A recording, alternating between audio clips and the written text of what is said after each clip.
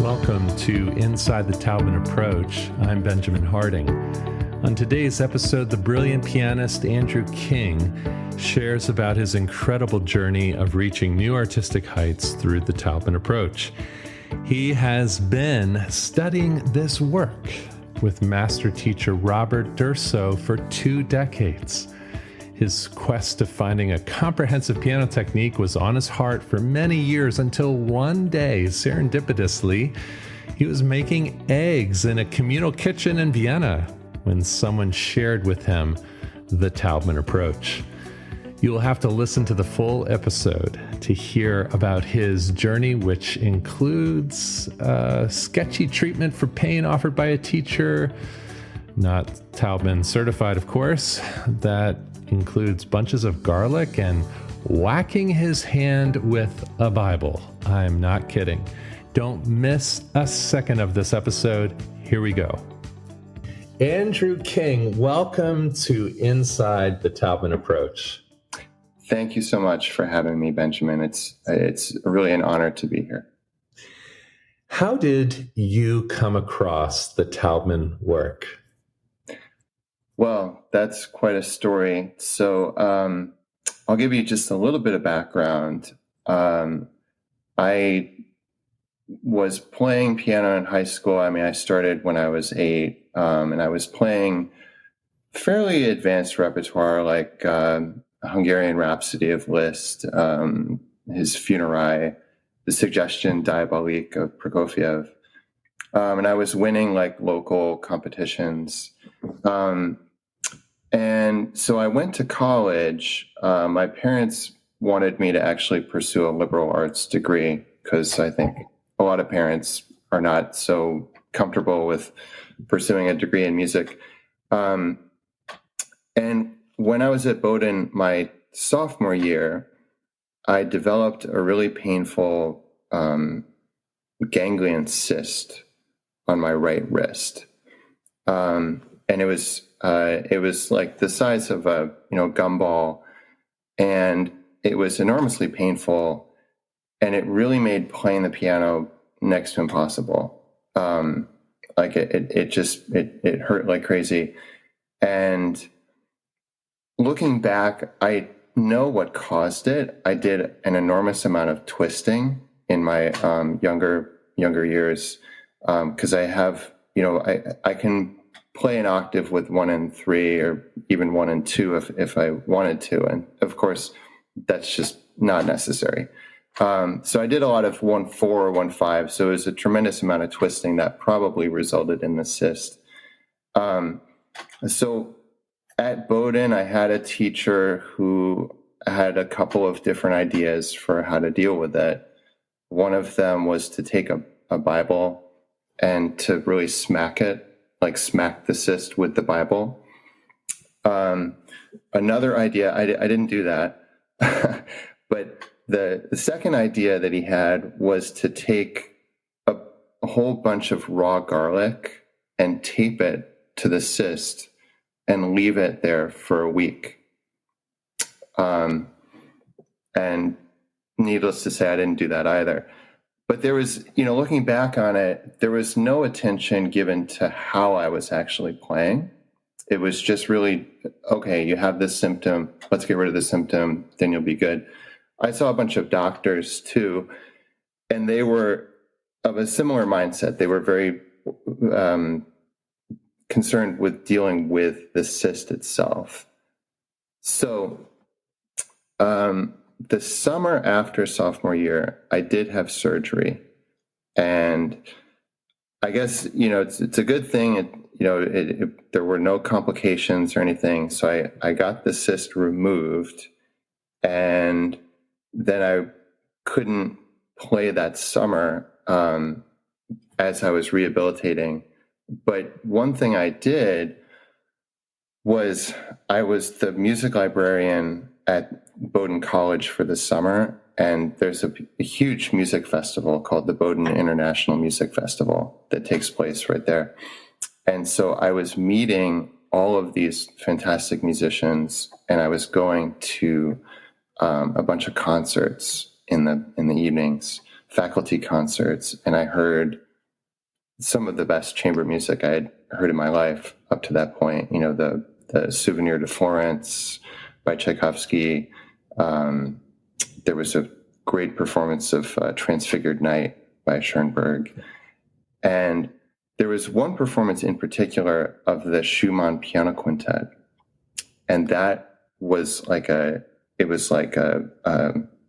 bolt of lightning. I mean, I had this experience where I thought, this is what I'm going to do with my life. I'm going to be a professional musician. And of course, at that point, I had a bunch of obstacles in my way because I had just had surgery. I really hadn't treated the underlying cause of what I was struggling with. But I had this notion that, okay, whatever it takes, I'm going to be a professional musician. And so I went to Vienna that following year to study abroad. And I did a lot of playing there. I did a lot of chamber music. I actually played the first movement of the Schumann Quintet. Oh, wonderful. Yeah. Yeah. And that was great, except that every night I had like ice on my arms. I mean, I was icing my arms for a good, hour every night because my forearms were just totally inflamed. And so I knew obviously that I had treated the symptom and I hadn't gotten to the underlying cause. And I also knew that I needed some sort of better technique than what I had, because when I was in high school, I had, a fantastic teacher, but there wasn't that much talk about how to solve technical problems. It was more like, I could produce and I just played and then I ran into trouble. So I had started studying with a teacher in Vienna, and she gave me the 51 exercises of Brahms. And those, I'm sure you've looked at those. You really need a virtuoso technique to tackle any of those. I mean, that's not where you start when you don't have a technique. And so I found another teacher in Vienna, and he told me essentially that. And he said, okay, we're going to work on some Bach and some Mozart and some Brahms. And we worked on a lot of great musical things. He was a tremendous musician and brilliant insights. But again, I felt like, look, I'm not really getting what I need here. I really feel like I need some sort of organized, comprehensive, logical approach to playing the piano. So fast forward a few months, I'm living in a student housing dormitory in Vienna. And one morning I go into the kitchen and I'm making breakfast. It's like a communal kitchen. And this older student is there. And we just start talking. And she said that she had just been in the United States. She was an Austrian student. She'd just been in the US studying with this woman named Dorothy Taubman. And so she started telling me all about her experiences with learning from her and about the Taubman approach.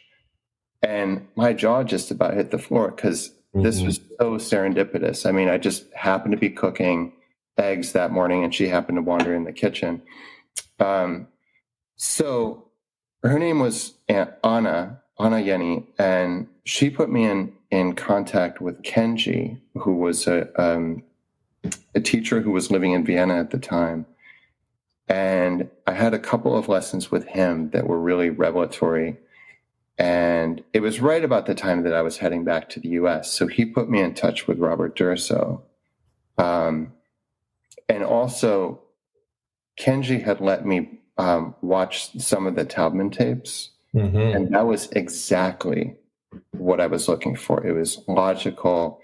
It was like so organized, so it just made so much sense to me. And it was absolutely fit the bill of what I had been looking for. So I got back to the US and I had a lesson with Robert Durso, and he agreed to work with me. So I had to go back to college, and I finished up my last year at Bowdoin because that was in Maine. Bob was in Philly, so I just couldn't make it work for that 1 year. But I started in earnest in the fall of 2004. Wonderful. And so you would travel from Connecticut to Philadelphia, or where were you located at that point? So I was back in Connecticut at that point, and then Bob was going to New York once a week. So I saw him on Thursdays, and Thursday just became like, that was an all-day thing. I got up, went to New York, had my lesson, came back. I mean, that's like 5 hours of travel at least. Yeah. So wow. And so you've been studying with Bob Durso for since 2008. It's 2004. Yeah. 2004. Forgive me. 2000. Right. Yeah. Yeah. So it's coming up on 20 years. Yeah. Oh, that's amazing. So what kinds of things did you begin to notice about your playing, about your teaching, that began to change, so to speak, when you were studying with Bob Durso at the beginning? My first lessons with Bob were pretty challenging, honestly, because at that point, my right arm especially was so in pain. I couldn't play the piano, but I couldn't even think about touching the piano without getting some sort of symptom in my right arm. And my left arm had, difficulties too, but it was more so in my right arm. So the very beginning lessons, I really didn't have a choice in terms of am I going to start from the bottom up? Well, yeah. So we did a lot of dropping, a lot of just getting used to the unity of the finger, hand, and forearm, feeling that support. And I will say that I think for a lot of people, this may sound kind of obvious, but for me, it certainly wasn't, that the Taubman approach is very much like a feeling sort of art.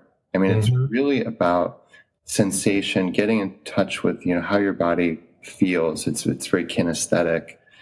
And I approached it, at first, I felt like, okay, I've been wanting to understand how to play the piano for years. I heard that quintet. I really want to be up on the stage performing. So I'm just going to understand this intellectually, and I'm going to get it that way.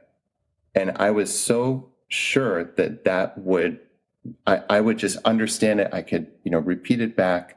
I could know all of the details, all of the ways. Taubman said that there's one way to do it right and a million ways to do it wrong. Mm-hmm. And I was on track of learning those million ways to do it wrong, but I figured once I knew those, I would own this thing. And that was a rude awakening when I realized that is not how it works, because Bob talks about thinking versus feeling. And so obviously you need to think, because sometimes you're in this space of oh my God, now I have to think about every little thing that I do. Yeah. Of course you do have to think, but you have to be in touch with the sensations. And if you get too far in your head, you're really blinded to moving forward, or you're blinded to sensing it, and then you can't move forward. So that was one of the struggles that I had at first with studying it. And Bob, I have to say, he is a phenomenal teacher of tremendous patience.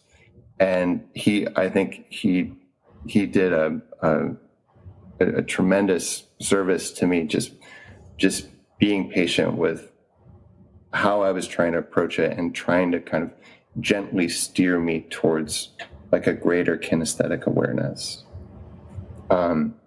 So that was one of the challenges I faced. But he pretty quickly got my my forearms to feel much better. And so I had started studying with him in the fall of 2004, and by 2006, I had an audition program. I was auditioning for grad schools. By 2007, I was attending the Hart School, pursuing a master's degree in piano performance. Amazing. That's really well said. And yes, the Taubman Approach is certainly a body of knowledge. It's a comprehensive approach. It dives into areas of, shall I say, propositional truth, and it really tackles the right way of playing the piano. And that's really well said, that it's also a deep understanding of how you feel. And that kinesthetic intelligence quotient, so to speak, is really, really fundamental. And in my beginning stages of learning this incredible approach with Edna Golandsky, that's certainly something that, as a beginner myself, I need to be patient with as it begins to, as my hand, arm, and fingers begin to learn how this approach affects everything. It's really well said, Andrew. How has it affected your teaching? And your teaching, obviously, in that Taubman Approach world. How is it affecting your teaching, and what kinds of things are exciting to you in your teaching studio right now? So I'm an associate instructor of the Taubman Approach. I went through the certification process, which that's a whole other story. But in terms of my teaching, it's such a great thing to be able to work with a student. I'm thinking of some of my adult students who have been playing for many, many years, and they will sometimes come with notions about how to practice, or with frustrations that they've faced for decades in terms of how to successfully bring a piece to tempo, for example.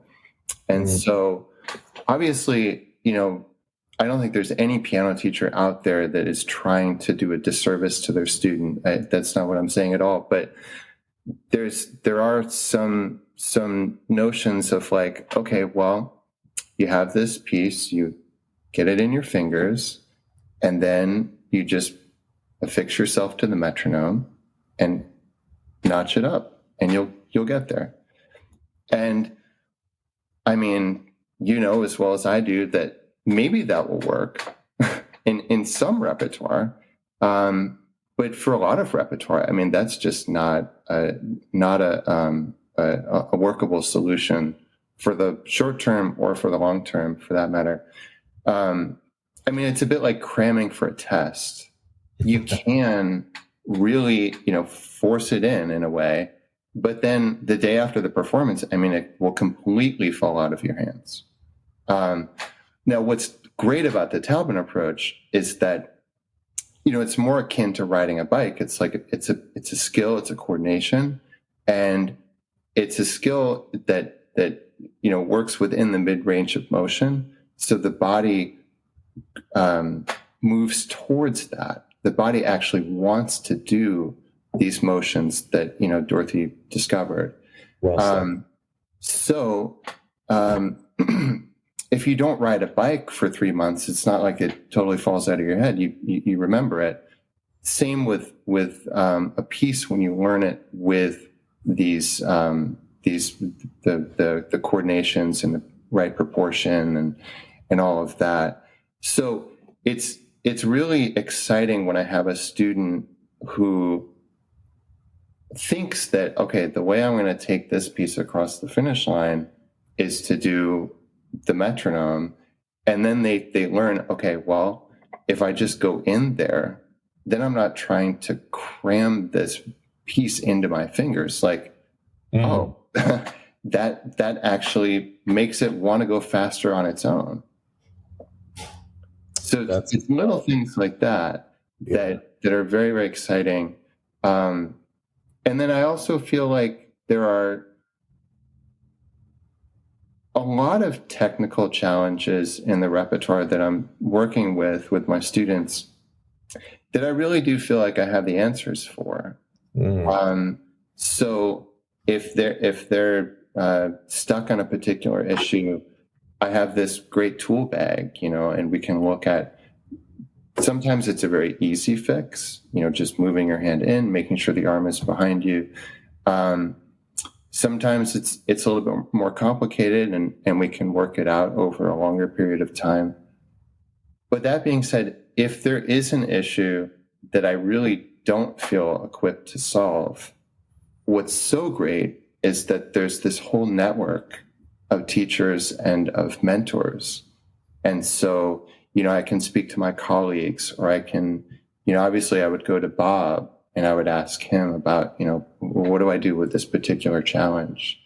And that's really kind of rare, because if you think about, I don't know, I think there is kind of a pressure outside of this work that you have to kind of create your own path and carve your own way. And if you don't know the answer, well, that's a real shortcoming on your part. And in this work, it's like we're all here to seek answers. And so it's a very optimistic, it's a very, very different way of learning. Yeah, indeed. And so what kinds of artistic doors has the Taubman approach opened for you?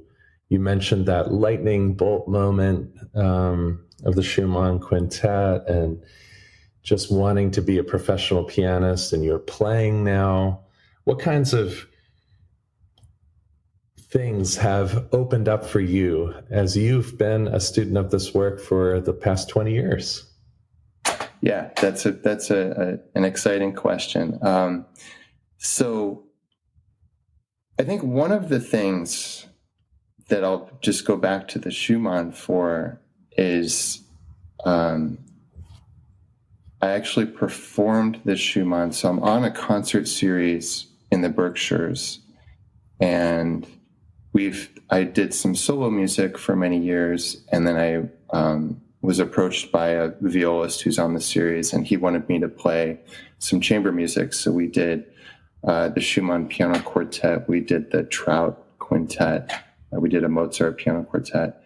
But then last year, 2023, we did the Schumann piano quintet.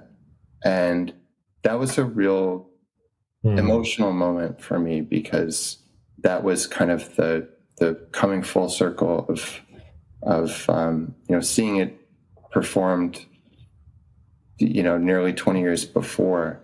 And of course, when I performed it last year, there was no sense that I had to ice my arms. There was no feeling of like tremendous inflammation. I mean, it just felt like I could be really loving the music and really tuned into that and tuned into my colleagues. And I wasn't worried about any sort of, technical challenges.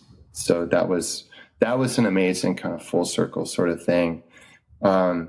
Another thing that I didn't think would happen is I got to play at Carnegie Hall back in 2019 because a friend of mine, a Danish soprano, she reached out to me. She wanted me to play a concert with her, and it was at Carnegie Hall. And so, of course, I said yes.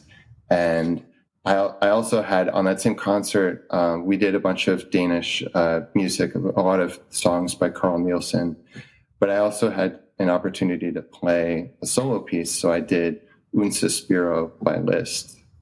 And the hall sold out. So that was a very exciting night for me. Wow, that is incredible. And to go on the stage with such confidence, that is so inspiring.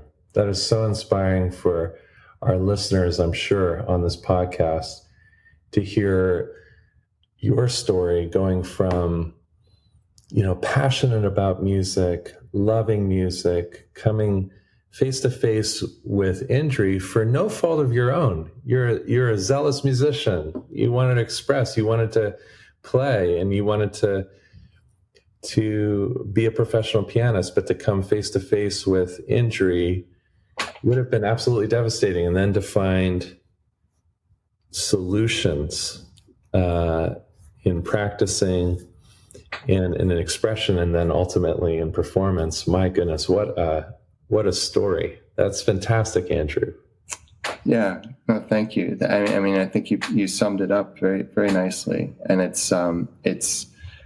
I like what you said about the answers. It really provides answers, because that's another thing that that I really appreciate about this work, is that it kind of demystifies technique. Because so many of my friends, when I was at the Heart School, we would talk about how to solve technical problems. And I remember I was playing the Chopin First Scherzo in a kind of an all piano concert, and a friend of mine said, "Yeah, that's the sort of piece that you just kind of cross your fingers and hope that it goes well."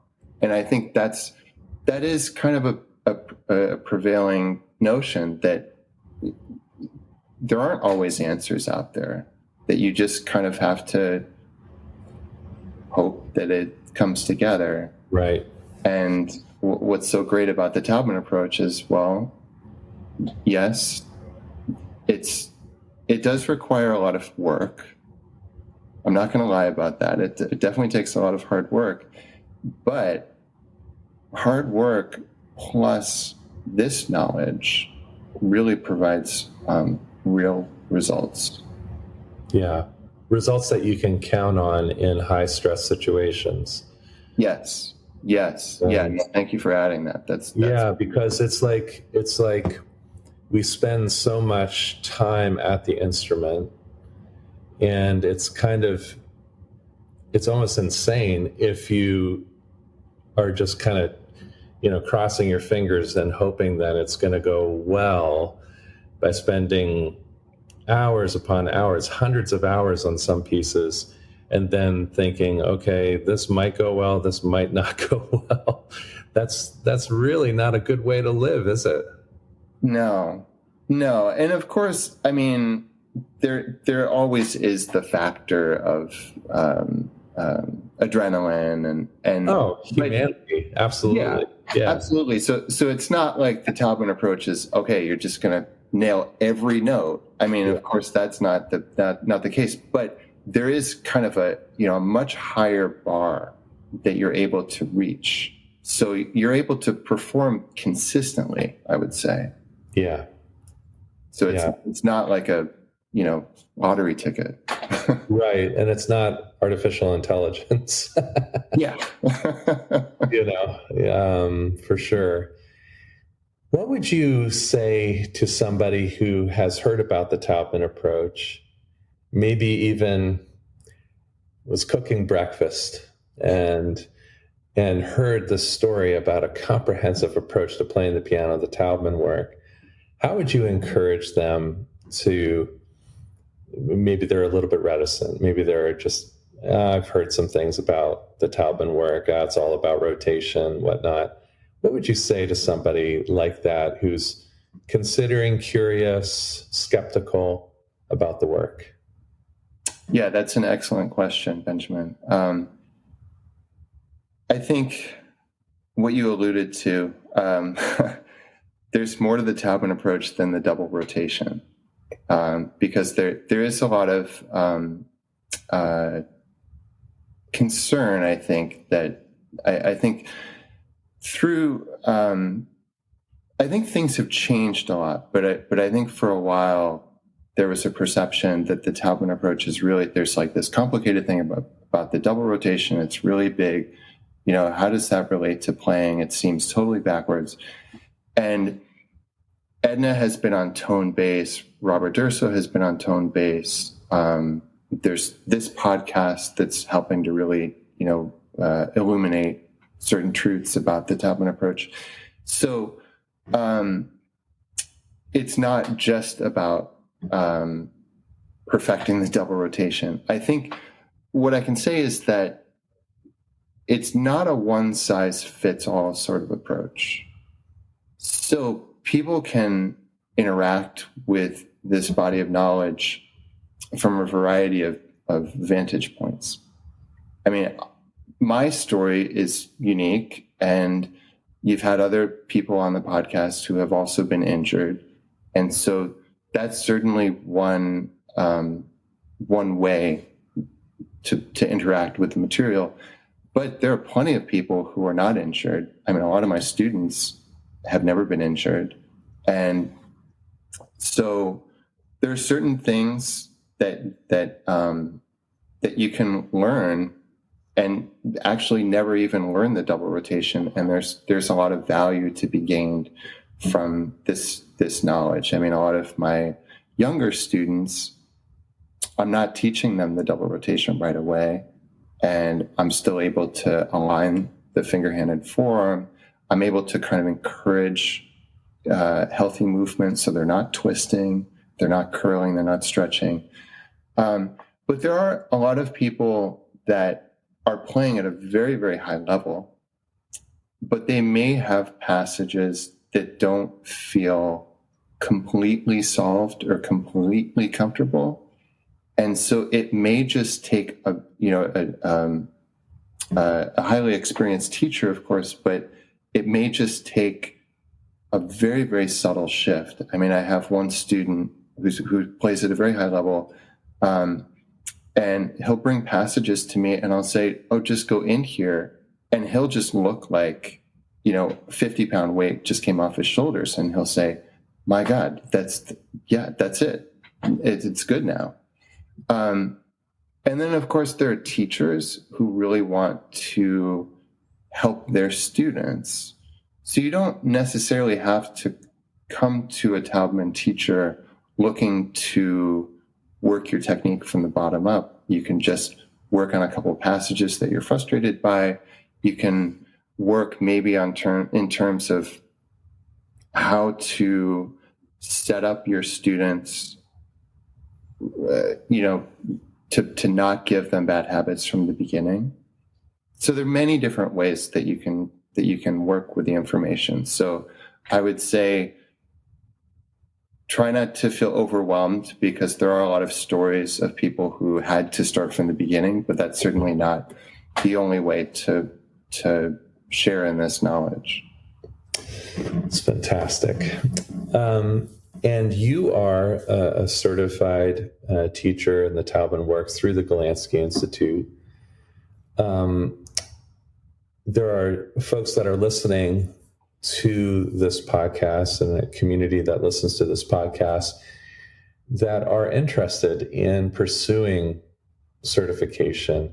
How would you encourage them in that journey? What's that journey like? What was that journey like for you, I should say?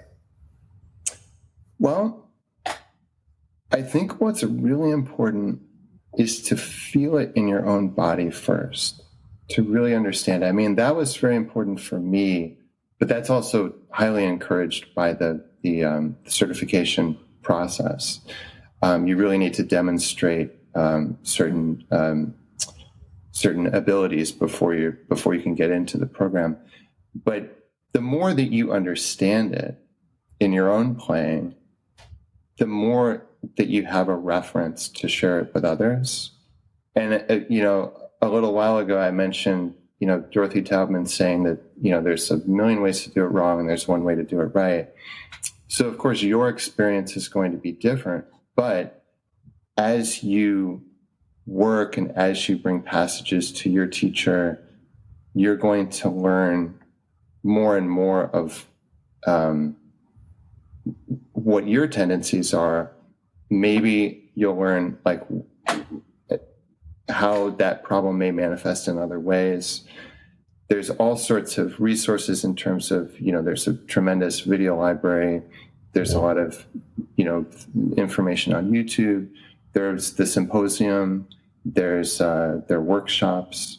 So I think the more information that you can amass and then kind of internalize it, and then you can kind of build from there. Indeed. Well, this has just been such an encouraging conversation for me. And thank you so much for just joining us today on Inside the Taubman Approach.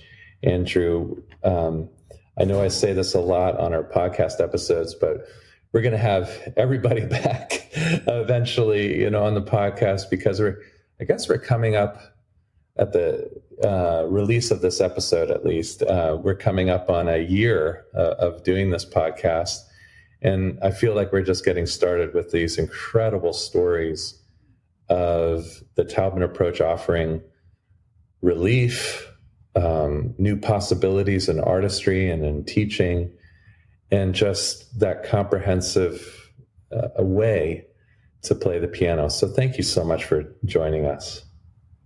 Well, thank you, Benjamin, for having me. I think that this podcast is a great service, and I think that it's just helping to broaden the appeal of this tremendous work.